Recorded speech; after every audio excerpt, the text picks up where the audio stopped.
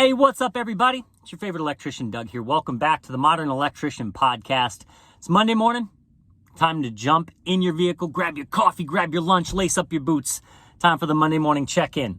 Hope you guys had a great, relaxing weekend. Got to reboot to some degree, spend some time with your family, because remember, that's who we're doing this for more than anybody is our family. So let's make sure we're taking that time if we can. This week, wanted to start a topic of conversation that I always love talking about. And that is shitty jobs.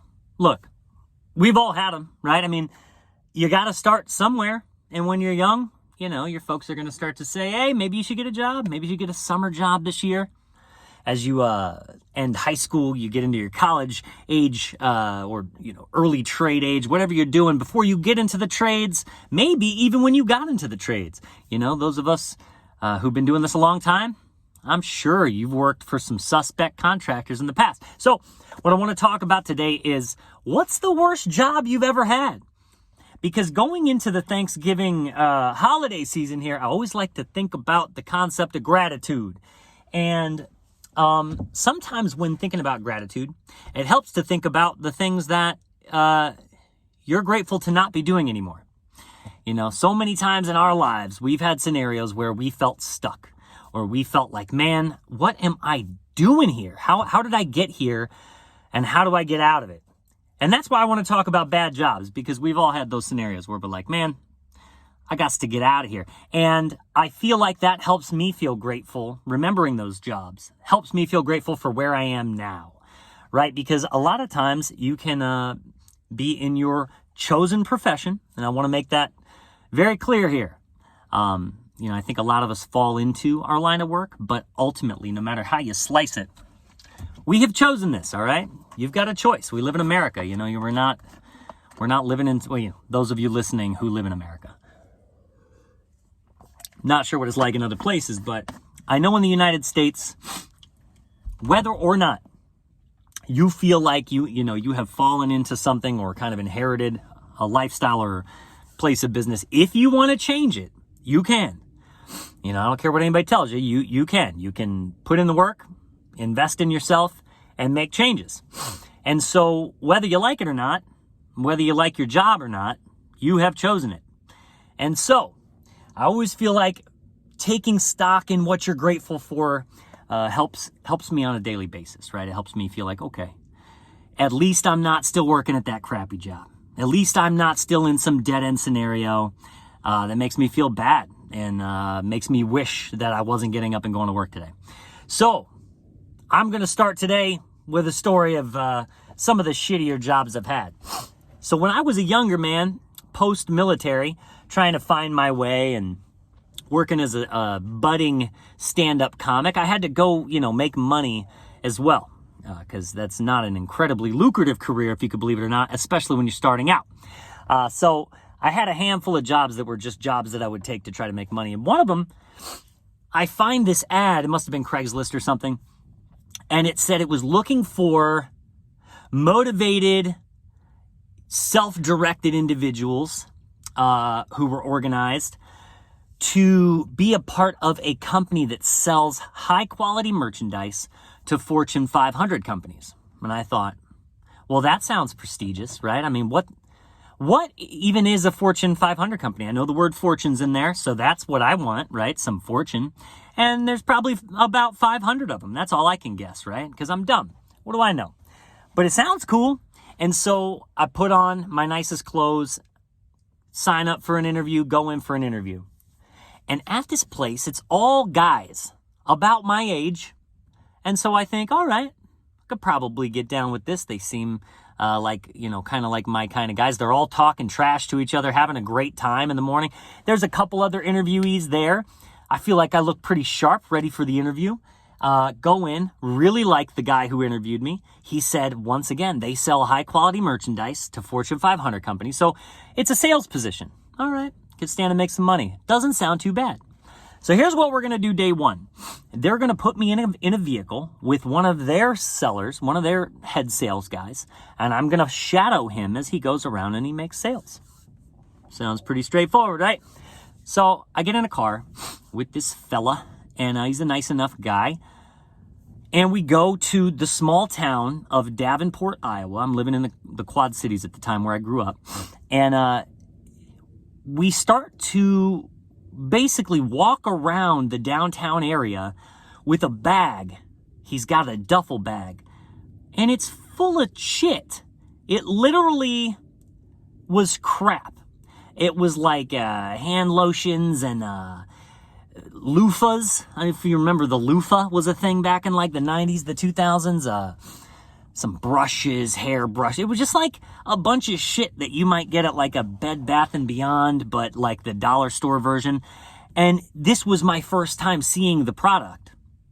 Now, they marketed this as selling high-end quality products to Fortune 500 companies. But what we're doing is we're walking around the streets of Davenport, Iowa with a duffel bag full of shit, walking into businesses and asking them if they want to look through. And what this was the guy's sales pitch. This is how he would sell. He would walk up to people and he would say, excuse me, sir. Excuse me, ma'am. I've got some unbelievable products in this bag. Some unbelievable products. He would say that every time. I've got some unbelievable products. As if the longer he drew out the un part, people would be like, oh, wow, these must be hard to believe. And then he would, tell them it was picture frames and loofahs and brushes and shit, and they would be like, no thanks. At one point, I'm not making this up, he stops a homeless man in the middle of an intersection, and he goes, excuse me, sir, I don't know if you want to check out what I've got today, but I've got some unbelievable products. And I waited till he was done, but I was like, yo, that was a homeless guy, man. He's not going to buy anything. And the guy goes, hey, everybody's a potential client. Everybody. And I get that. I'm sure he heard that in a sales class or something. And I get that mentality, but you're kind of approaching it in like a robotic way at that point. Like, you've got to have some nuance. Because let me tell you something. That guy's not a client. Unless you've got some unbelievable crack in that bag, he's not buying a loofah. And he doesn't have any money to buy it anyway. He might give you an unbelievable hand job for that unbelievable crack you got, but that's it. Like, this guy's not... I started to be like, what the fuck is going on here? And the whole time we're working, he's telling me what this whole process is. And the process is this. You've got to get somebody under you. You see where this is going. And they sell the products. And then they get people under them. And they sell the products. And so you get a percentage of each product that's sold for the people. And I go, whoa, this sounds like a pyramid scheme, man. No. Not a pyramid scheme. This is not a pyramid scheme. And he wanted to continue to reiterate that because I was sure to continue to let him know that even though he tells me it's not, sure does sound like a pyramid scheme.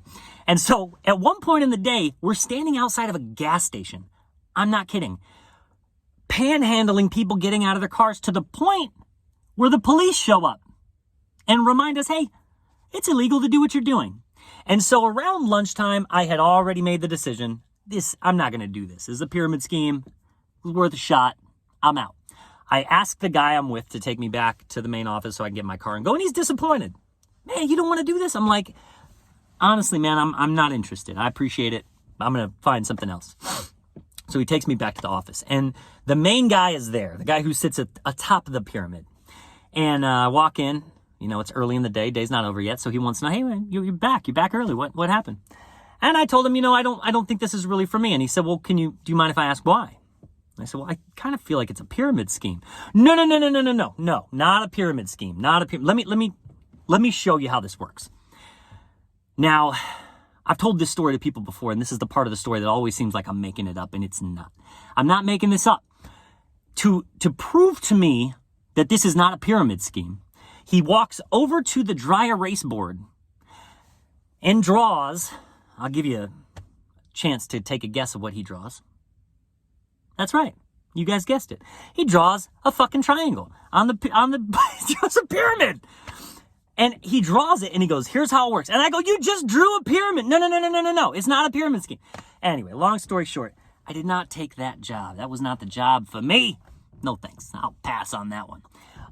Around the same time, I also got a job, took a job opportunity with Comcast as a repo man. And the idea was there are all these people out there who have stopped paying for their cable. They've got a cable box in their house. We need it back. We'll give you 10. I think it was like $10 per cable box you got back or something. It was an absurd concept, but I figured I'd give it a shot because on the surface, it seemed like it would work. I guess if I get 20 of these a day, I get $200. I guess that's how it works. The problem was they gave me a list this thick of people who had stopped paying their bills. And the funny part about people who don't pay their cable bill, they also don't answer their phone. They also don't answer their door. And they don't let little skinny 19-year-old white guys in their house to collect the cable box. So that job lasted about a week. 2, every single day, the guy who I would check in with at that job was furious with me because I didn't have any cable boxes to give. What do you mean you don't have any cable boxes? I gave you a whole list. It's like, yo, man, nobody is answering their phone. Nobody's answering their door. Like, what am I supposed... you going to break in their house and take the cable box back? I quit. So long stories short, I find myself years later, here I am in the trades. And anytime I'm in a situation where I feel like, man, I wish today be over a lot sooner, I keep in mind that I have made this choice to do this thing because I've done a lot of other things that were not so unbelievable. And believe it or not, this is one of the better things I've done. I've worked in jobs where I've made more money than I make now. I've worked in jobs where I didn't have to work as hard as I work now. And I'll tell you what, I prefer hard work. I like it. I like at the end of the day, looking back at what I did and being like, I accomplished something. I'm leaving something behind. I'm leaving my mark on this world. This podcast, I don't have to do this podcast. I need to, for my soul. I need to talk to you guys. It's part of my makeup. I don't do stand-up anymore. I need this platform to communicate. So this takes extra time. I don't make any money for it, but I love it. I love doing this. And that's what it's really all about. It's comparing and contrasting. It's your perspective. It's looking at the things that you've done in the past and the things that didn't work. And then comparing them to the things that you found that do. And, working in the trades is not perfect by any means. This is not a perfect world. It's hard. It's tiresome. Clients are tricky. Training apprentices has its challenges. Working with other people has its challenges. Working with contractors has its challenges. But man, I prefer it. I am grateful to be in this position. I'm grateful to be sitting here in a truck and waiting to get my day started and talking to you guys. I'm grateful for the life I've created for myself, and I have the trades to thank for it. So I want to put it out to you guys as we start our week. What was let's dream for a minute. What was the worst job you ever had? I need to know. I want to know your story. So here's what I want you to do. I'm also going to post this on Instagram. I'm going to do a quick little blurb about worst jobs you've ever had. And I want to put it out to you guys because I want to hear your stories too. I want to talk about these. But here's something you can do. If you're listening to this podcast on Spotify, you can go up to the information about this specific episode at the top of the page, and you can click see more or read more, and it will scroll down, and you actually have an opportunity to leave me a voice message on the podcast, on that platform. Please, nobody's done it yet, but I'm dying to have you guys leave me a voice message. Leave me a quick message, 1 minute, 2 minutes, whatever it takes for the voice message, whatever they provide you. What's the worst job you've ever had? If it's the job you're in now, let's talk about it. What do you got to do to get out of that? What's the next step? But if it's not, and it's some job you had in the past, I'd love to hear about it. I love hearing about pain and anguish. There's nothing better, right? Because it puts right now in perspective, and that's what it's really all about. So this week, as we get the week started, I want you to think about what are the worst jobs you've had, and how do they compare to where you are today? And I want you to spend some time, throwing some gratitude into your life right now, okay? We got to be grateful about the life that we have every single day, because you're going to wake up one morning and be dead, because that's how it goes. We live a life and then we're gone. So make the most of every single day that you've got. If your job right now is lame and it's the worst job you've ever had, what are you doing to change that? Because that's on you too. That's your choice, believe it or not. And if the job you're working in now is the best job you've ever had, well then kudos. I want to hear about the worst one. And why are you grateful now based on how crappy that job was back then? So that's really my check-in this morning. I want to give you guys a little bit of motivation, a little bit of gratitude going into the week, going into Thanksgiving. We're going to talk more about gratitude, being grateful, little practices that you can put into your daily life to be a little bit more grateful for the life that you have. It's really it, man. It's all about attitude. All about attitude. Life is going to throw you stuff. it's up to you to put it in that perspective where it's either good or it's bad, and that's based on you. So that's it. A little bit of Monday morning motivation. Have a great week, everybody. Hope you're really enjoying the work that you're doing, and I cannot wait to hear about those shitty jobs that you guys have had. All right. Talk to you soon.